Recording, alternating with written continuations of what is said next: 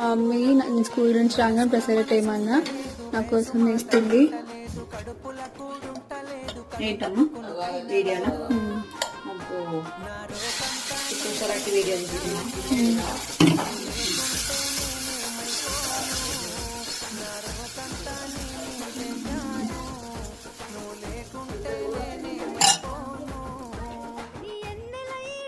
చూసి మందుల సైగాలు చేస్తే సందుల సాటుకు వచ్చి సీకటి